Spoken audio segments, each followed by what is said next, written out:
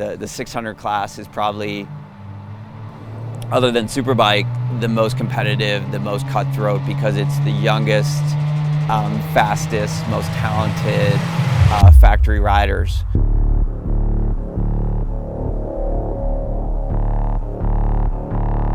"100% of the guys at the US professional level, they all started before they could walk." I mean, I'm 49 years old. My first professional race, I was 41.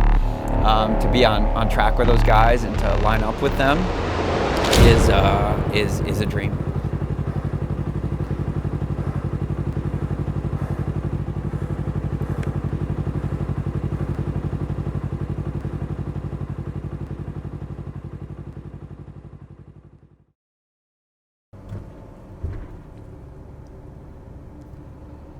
You know, I didn't know anything about the motorcycle world. I mean, basically my entire life, you know, from 13 to 33 was focused on cycling.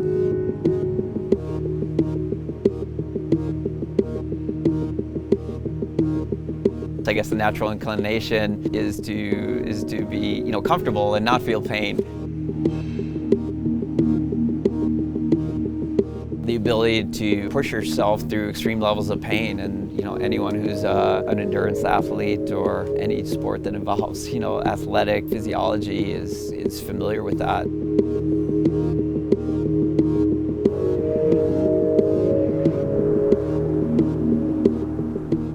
know, I lived, eat, and breathe it. You know, your life as a cyclist, if you're doing it correctly, you know, you're living like a monk. So you're just worried about training, eating, and sleeping.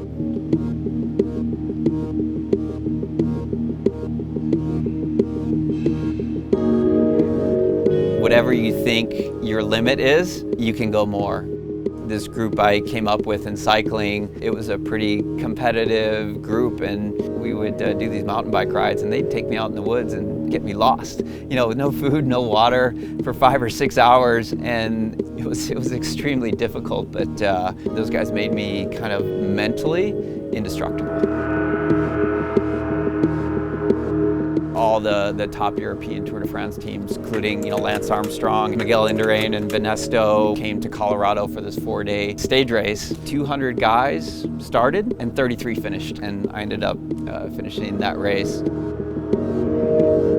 Cycling is a physiology-based sport. Your ability as a cyclist is determined by your parents. Your heart, lungs, muscle structure, bone structure. You can take someone who's never been on a bicycle before, and if he was born with 75, you know, VO2 max and has huge femurs and is skinny and has the right genetics, in a year that guy's gonna be crushing people just because of his genetic gifts. I was frustrated in cycling because I had kind of reached the limit of my genetic potential. No matter how hard I trained, my wattage numbers, my power, my ability was kind of maxed out. I had great equipment, the best training, the best coaches. I couldn't do anything else. I think I got to the limit of the body I was given. I was just doing the same stuff year after year and finishing about the same, and I was just taking too much time away from work and my wife, and I was ready to be done.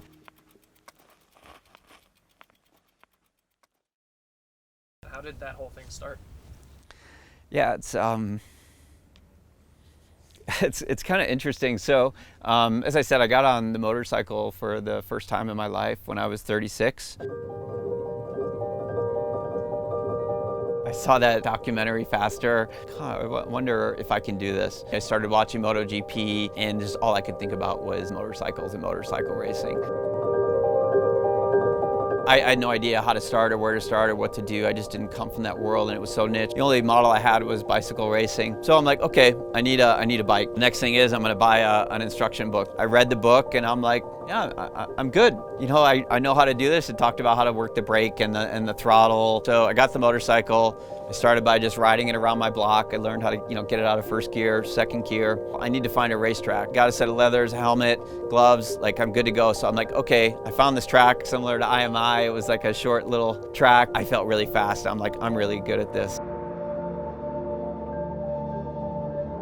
There were some other riders there, some more experienced riders. You know, they went by me like I was standing still. I tried to keep up with these faster riders. I twisted the throttle as hard as I could coming out of a corner. Imagine like a bucking bronco in a rodeo and just getting thrown off the bucking bronco. And it was so violent and so horrible. My hand was still attached to the throttle. It ripped my thumb off.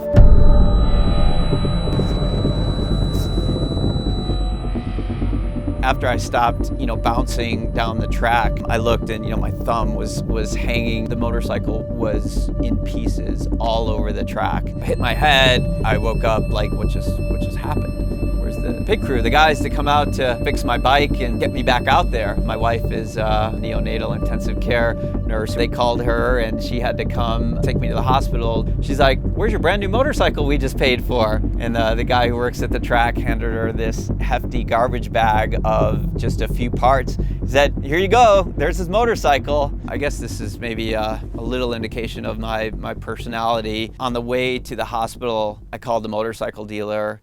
You guys have to get me another motorcycle. And then my wife really flipped out.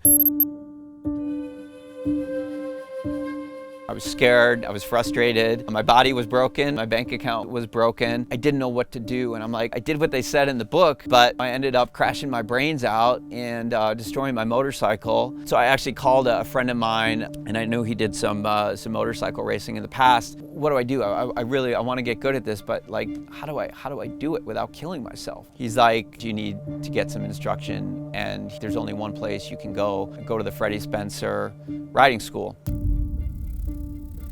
So Freddie Spencer was a 3-time world champion. He started a riding racing school in Las Vegas. I thought it was going to be my solution to get good. I was going to learn from the best, the world champion, and it was a crushing, just devastating 2 days. The head instructor was Ken Hill. I said, "Mr. Hill, thank you for the instruction the last 2 days. I'm sorry I was so slow and messing up the group." And I said, "You probably won't see me again, but you're a great instructor and thanks." And he's like, "What do you mean? I thought you want to be a motorcycle racer." And I was like, "I do more than anything, but I suck at this. I'm so slow. I'm scared. I just don't have the ability. I don't have the skills to get good at this."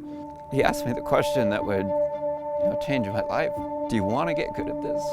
And I said, "Yeah, more than anything. Just wanting to do it isn't good enough. You're so fast, and watching your instructors ride, like, I'll never be able to do that." He said, "Yes, you can." And he's like, "I can help you."